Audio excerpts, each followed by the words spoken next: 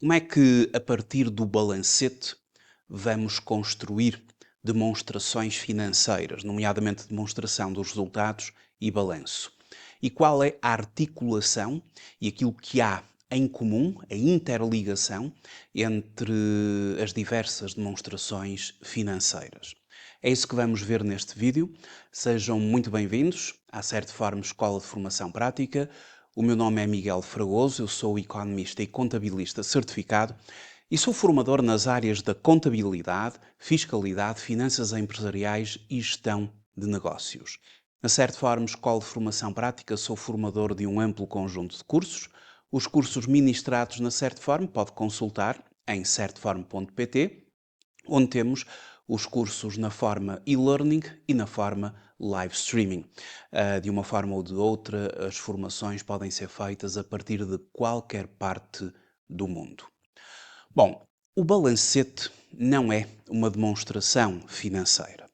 O balancete é um mapa contabilístico com os saldos das contas que foram movimentadas ao longo de um determinado período e é a partir desses mesmos saldos que podemos construir as demonstrações financeiras. Isto quando já temos um balancete retificado e um balancete de apuramento dos resultados, porque à medida que o ano vai decorrendo, mensalmente, a entidade, a empresa, vai emitindo os seus balancetes mensais acumulados e as demonstrações financeiras, se forem apontadas para a data de relato de 31 de dezembro, vamos ter de ter um balancete já acumulado e que contemple já todos os movimentos ou lançamentos de retificação e regularização de contas que a nível informático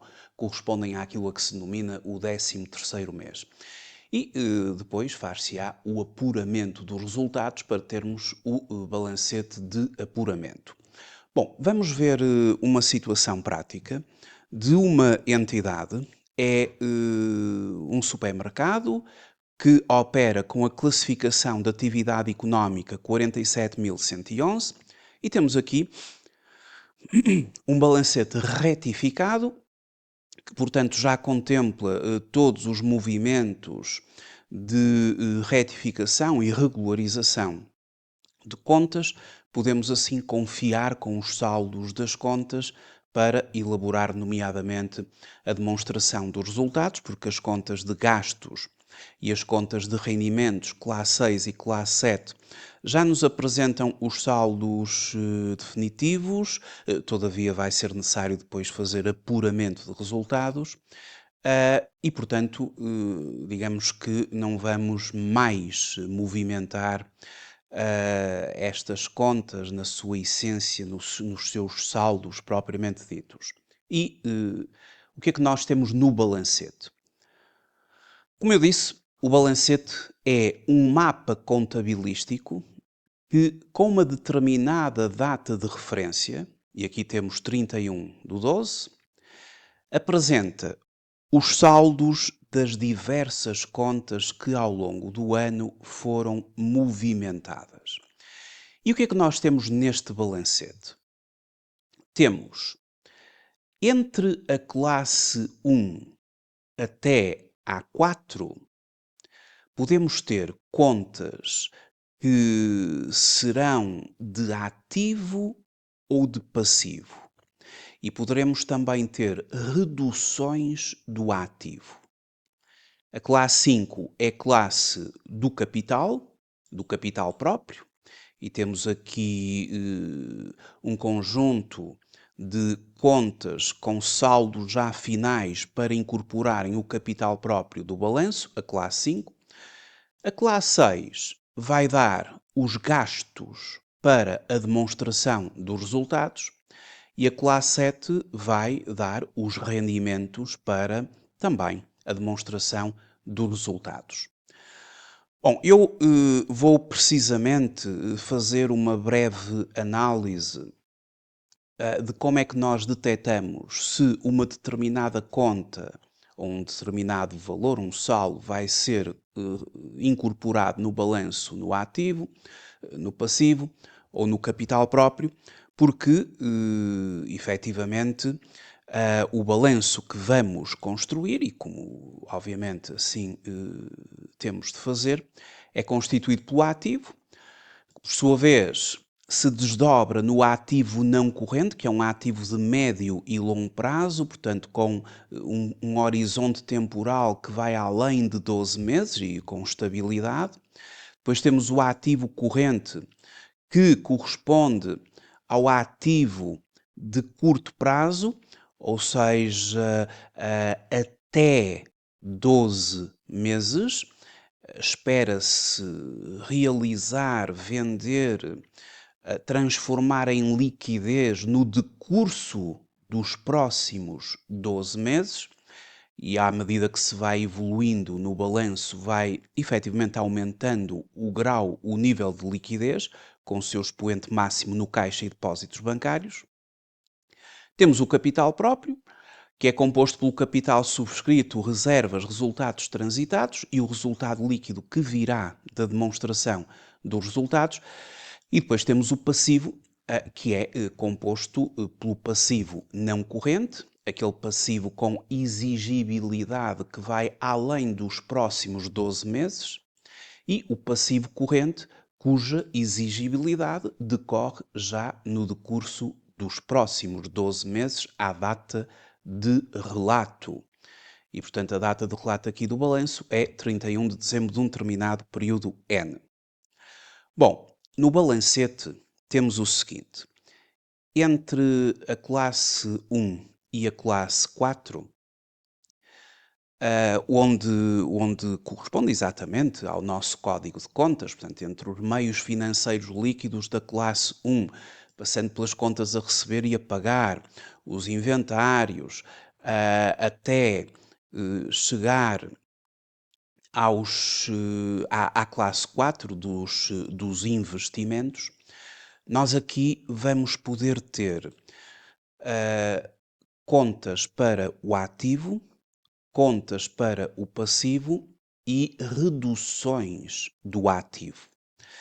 As contas do ativo vão figurar no balancete com saldo a débito, ou saldo devedor. É o que acontece com o caixa, com os depósitos à ordem, com os clientes, é o que acontece com o Estado quando a favor da empresa, do sujeito passivo, é o que acontece com mercadorias, os edifícios, bem, tudo o que aqui está a débito vai incorporar o ativo, portanto, entre a classe 1 e a classe 4. Mas temos valores a crédito. E os valores a crédito vão incorporar o passivo, que é o caso dos fornecedores, é o caso das remunerações a pagar, é o caso do imposto estimado, das retenções na fonte, do IVA a pagar, das contribuições para a segurança social, dos empréstimos, tudo isso é passivo, mas há aqui determinados valores a crédito que não pertencem ao passivo. São diminuições de ativo. E temos aqui um exemplo.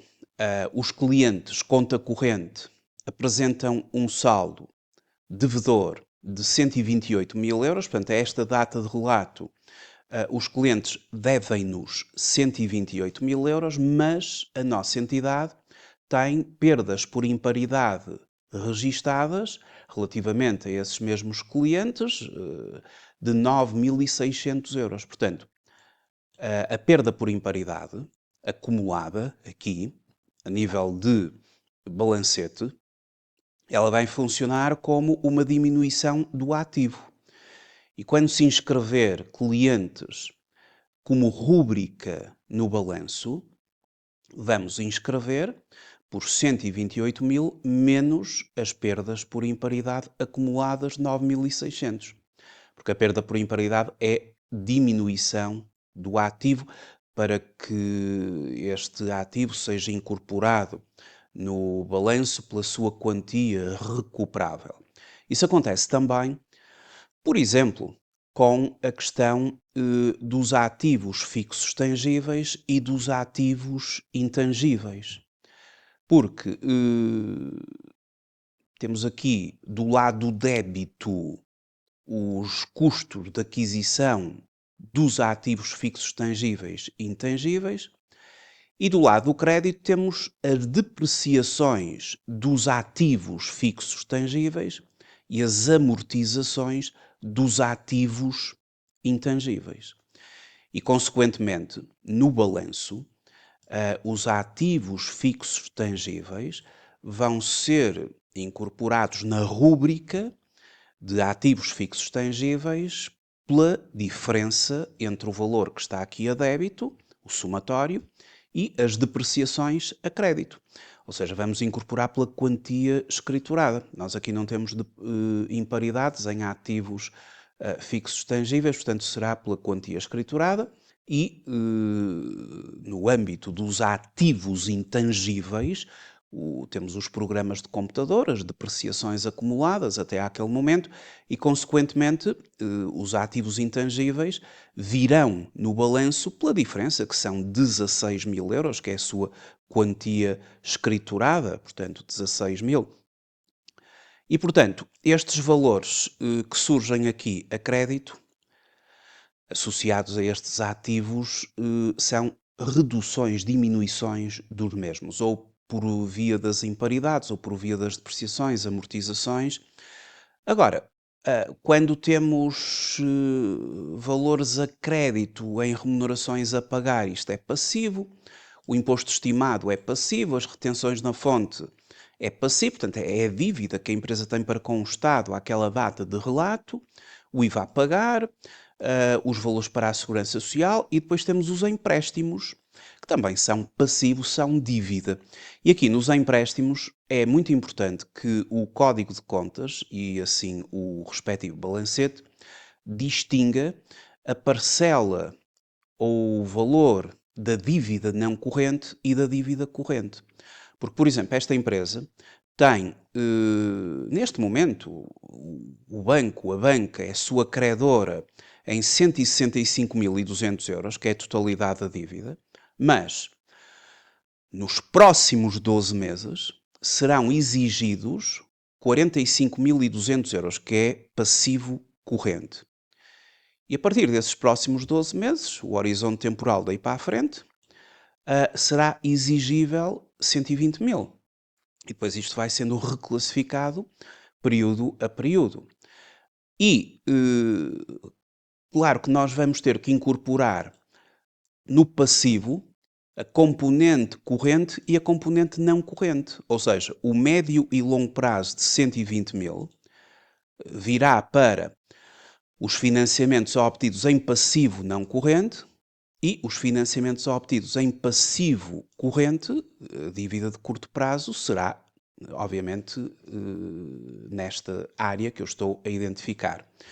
E, portanto, todas estas dívidas, elas têm que ser reclassificadas a cada data de relato, pelo menos, entre aquilo que é o seu horizonte temporal, portanto, o serviço a dívida daqui por 12 meses, no decurso dos próximos 12 meses, sabemos que temos de pagar 45.200 euros de capital, de amortização de capital à banca.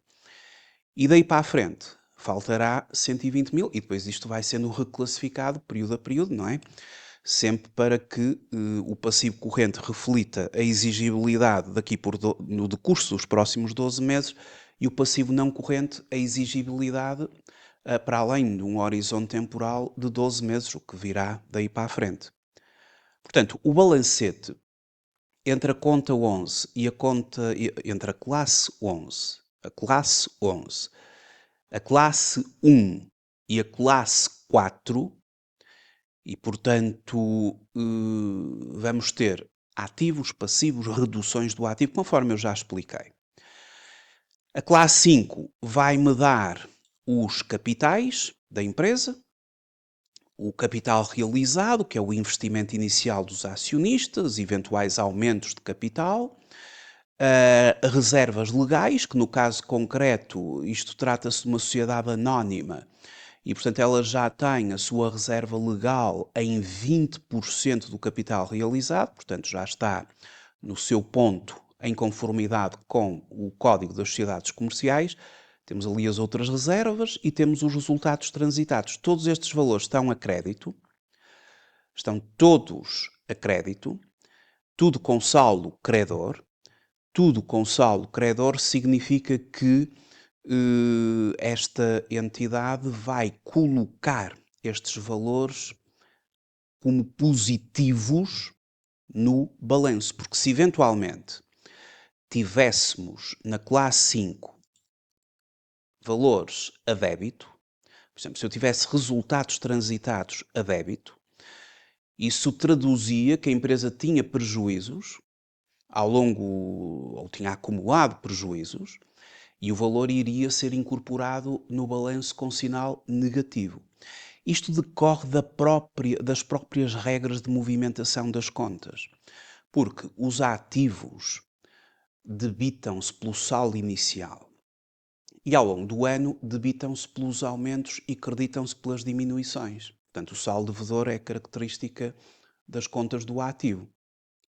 As contas do passivo, por sua vez, creditam-se pelo seu saldo inicial no início do ano, portanto, elas surgem a crédito, e depois, à medida que vamos fazendo o reconhecimento das várias situações que ocorrem na empresa, os passivos vão-se creditando por aumento de dívida e vão-se debitando por diminuição de dívida. Daí o saldo credor é a característica do passivo. São os nossos credores. As contas do capital têm esta mesma lógica do passivo. Elas surgem quando positivo a crédito no início do ano, quando positivo, e depois vão-se creditando por aumentos e vão-se debitando por diminuições de capital. E, consequentemente, as contas de capital, quando com saldo credor, elas são incorporadas com sinal positivo no balanço. Quando com saldo devedor, elas vêm com sinal negativo. Isso acontece nos resultados transitados. Uma empresa que tenha vindo a acumular prejuízo e que tenha resultados transitados com saldo devedor são incorporados no balanço com sinal menos e vão, obviamente, diminuir o capital próprio como um todo da entidade. As contas de gastos e de rendimentos, portanto, a classe 6 e a classe 7, vão ser necessárias para a construção da demonstração dos resultados. Aquilo que caracteriza as contas de gastos e de rendimentos é que elas nascem no início do ano e morrem no final com o apuramento dos resultados. Portanto, ao fazer o apuramento de resultados, que é o próximo passo que se exige a esta empresa, as contas de gastos vão todas saldar, o débito vai ficar igual ao crédito, as contas de rendimentos vão todas saldar, elas estão a crédito, vão ficar com débito igual a crédito e tudo vai ser resumido em resultado antes de impostos. Que é uma, já estamos a falar da classe 8 do apuramento de resultados. Todavia, as contas de gastos, antes do apuramento, mas já com os seus saldos finais, elas aparecem com saldo devedor, portanto saldo a débito, porque sabemos que a classe 6, por regra, debita-se, e as contas da classe 7, por norma, surgem com saldo credor, porque, por regra, os rendimentos creditam-se. No entanto, pode acontecer, e acontece aqui no caso desta empresa, que temos as vendas de mercadorias a conta 71.1 com 1.850.000 a crédito. Isto foi aquilo que a empresa vendeu. No entanto, temos um valor a débito que corresponde a devoluções de vendas. E, portanto, que é uma redução da venda, na demonstração dos resultados, vamos incorporar o saldo credor, ou seja, o valor a crédito menos o valor a débito aqui no âmbito de vendas de mercadorias, menos as devoluções de vendas. A diferença é aquela que vai incorporar a demonstração dos resultados. E vou começar pela demonstração dos resultados. Portanto, na demonstração dos resultados nós vamos ter os rendimentos e os gastos e o apuramento de diversos resultados contabilísticos. Impera aqui o regime do acréscimo, ou seja, os rendimentos e os gastos foram reconhecidos naquele período porque a ele diziam respeito, independentemente do recebimento, no caso dos rendimentos, ou do pagamento, no caso dos gastos, ocorrer em período ou em períodos subsequentes. Portanto, se em dezembro eu fiz uma venda, eu reconheço-a como um rendimento na classe 7, independentemente, por exemplo, de só vir a receber do cliente em janeiro do próximo ano. E o regime do acréscimo está, assim, presente na demonstração dos resultados, onde vamos apurar os nossos resultados contabilísticos. Bom, então, para a demonstração dos resultados, incorpora-se a classe 6 e a classe 7. Portanto, as vendas líquidas, vendas menos as devoluções, 1.837.500, depois o custo das mercadorias, que vem da conta 61, e portanto no balancete ali está ela, 1.295.000, e assim sucessivamente. Portanto, os fornecimentos e serviços, os gastos com pessoal, imparidades de dívidas a receber e outros gastos e perdas.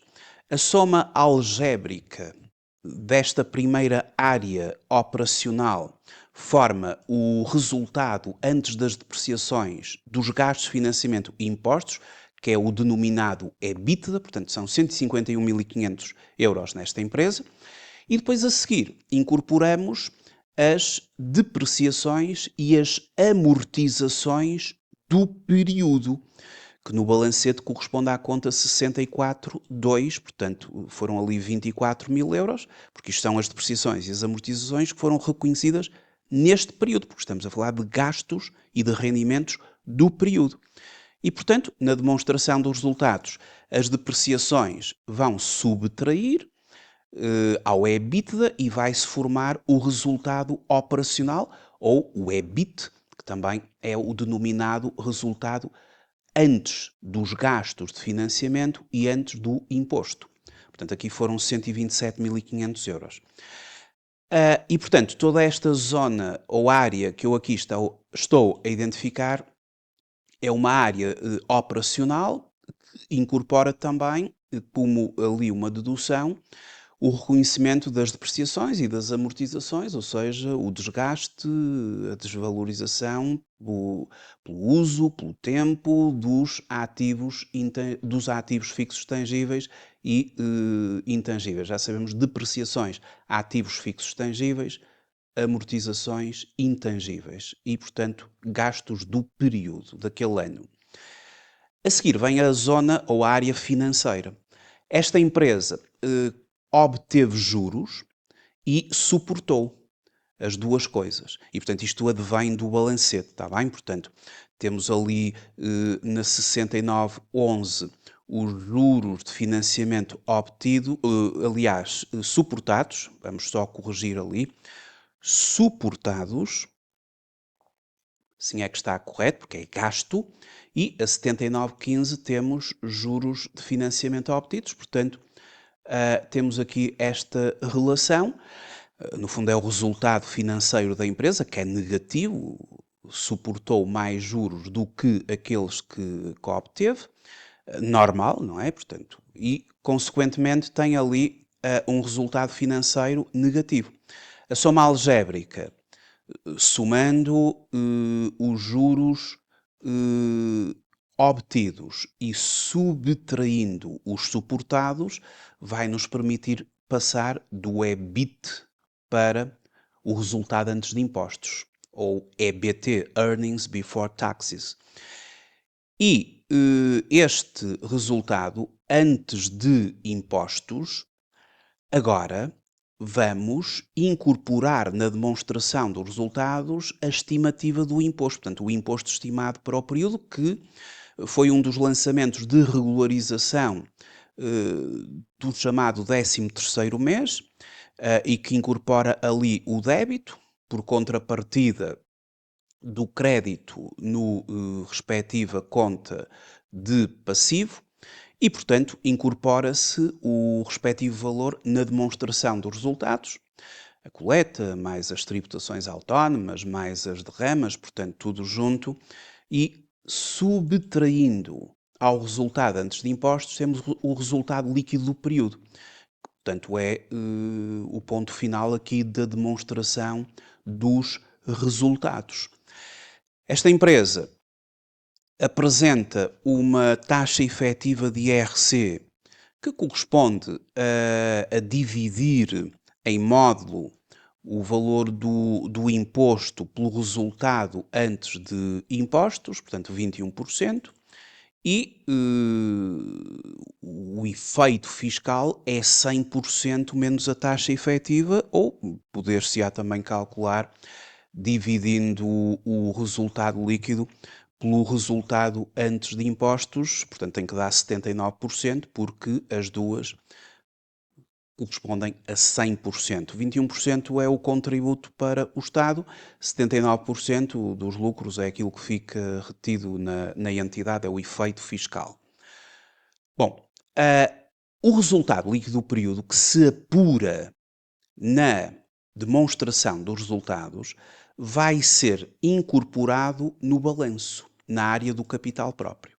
E, portanto, já ali está. Daí nós podemos concluir que quando se movimenta um gasto, uma classe 6, como deduz, não é? Como diminui o resultado líquido da empresa, os gastos vão diminuir o capital próprio.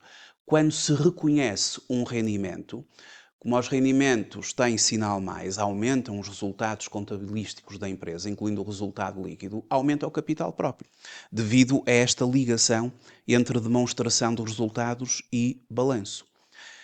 Ora, agora vou aqui considerar então a construção do balanço.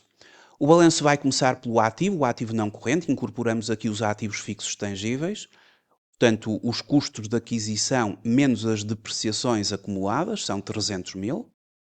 Os ativos intangíveis, também o valor de aquisição dos programas de computador menos as amortizações acumuladas, 16 mil. Portanto, isto vem diretamente do balanço, mas tem a ver, do balancete, mas tem a ver com aquela situação que eu tinha referido, que no âmbito dos ativos fixos tangíveis é a quantia escriturada, os valores a débito. Correspondem aqui a custos de aquisição e o valor a crédito corresponde a uma diminuição do ativo por via das depreciações e também para os programas de computador. Os 40 mil foi o custo de aquisição, as amortizações acumuladas foram registadas a crédito porque se trata de uma diminuição do ativo. E isso vem deduzido aqui no balanço, ou seja, o balanço incorpora quantias escrituradas.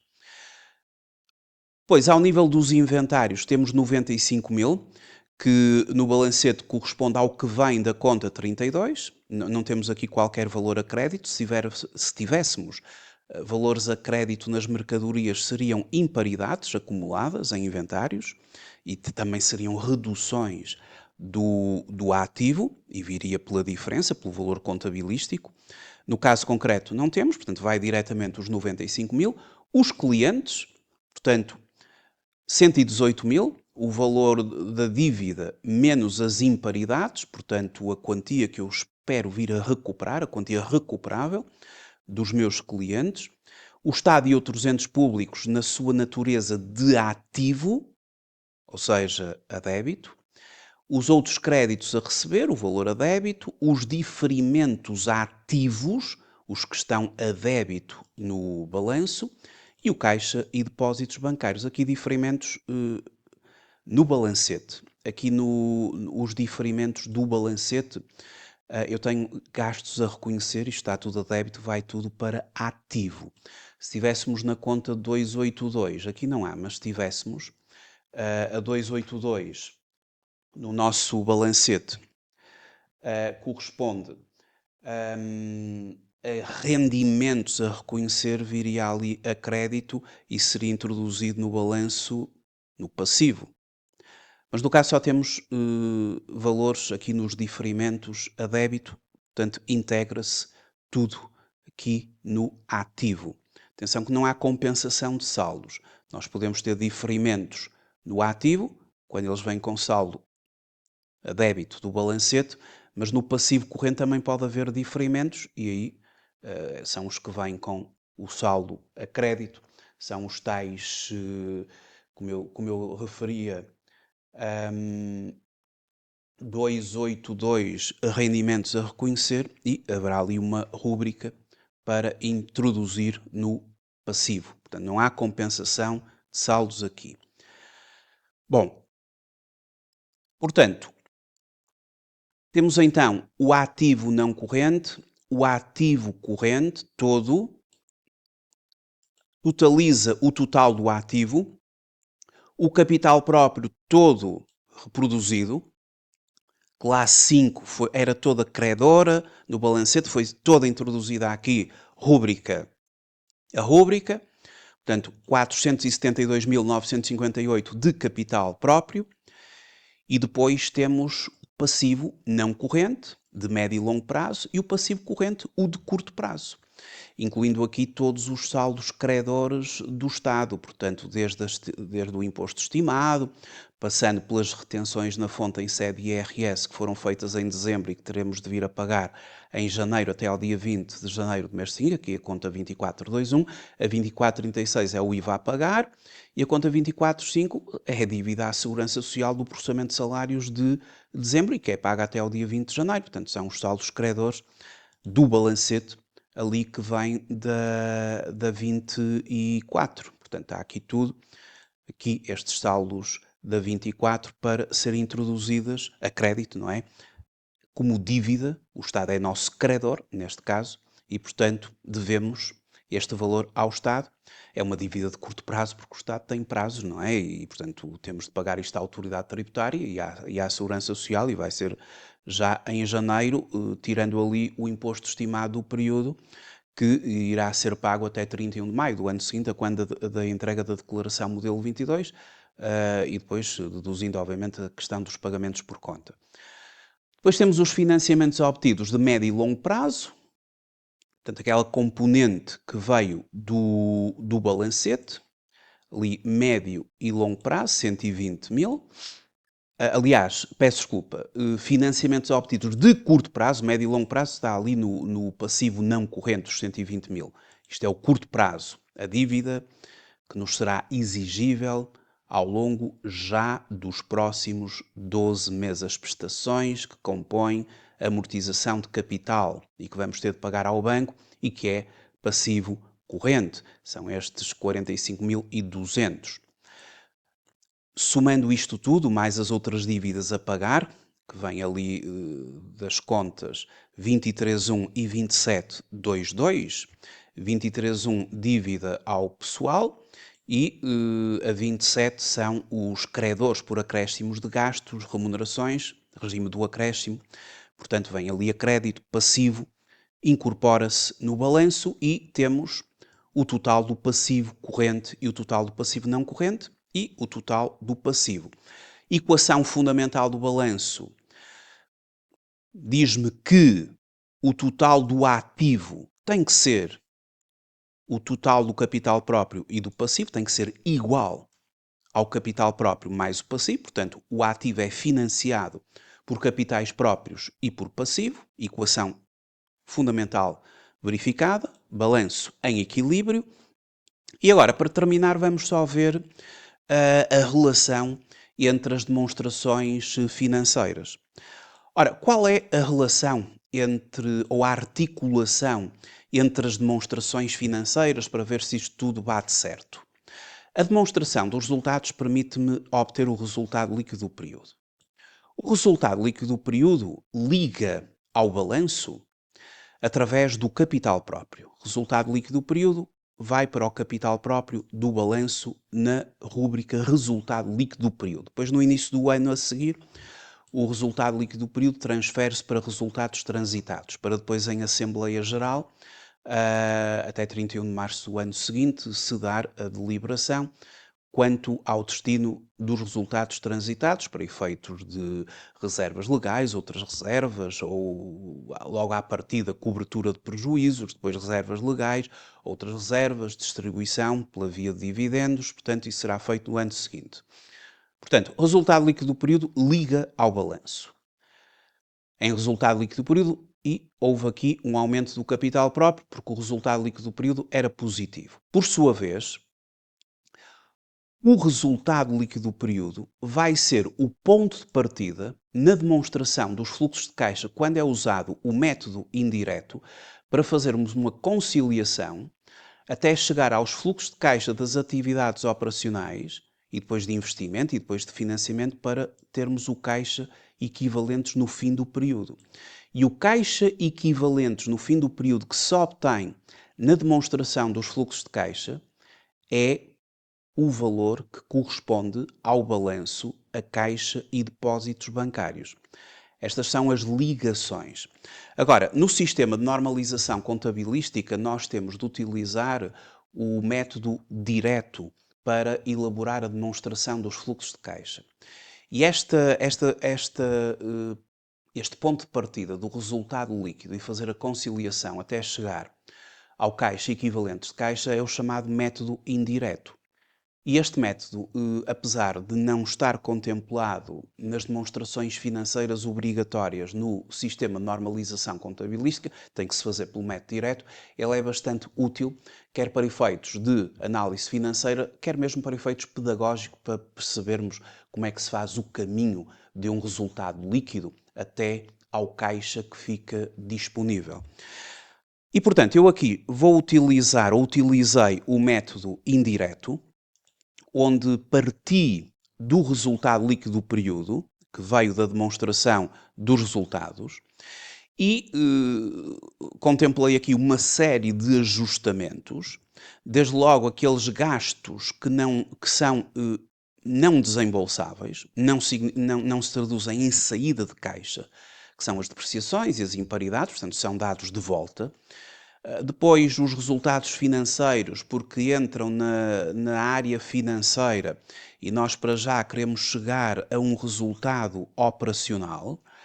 E as chamadas variações de fundo de maneio, ou as necessidades de fundo de maneio, variações das necessidades de fundo de maneio, que nos vão permitir fazer aqui um ajustamento até chegar aos fluxos de caixa das atividades operacionais, juntando as atividades de investimento, as atividades de financiamento. Temos aqui o aumento líquido do caixa e seus equivalentes naquele período, considerando que no início do ano esta empresa tinha como ponto de partida 170.142, conseguiu produzir 86.958, chega ao final com 257.100 euros de caixa e seus equivalentes. No fim do período, este valor liga ao balanço em caixa e depósitos bancários.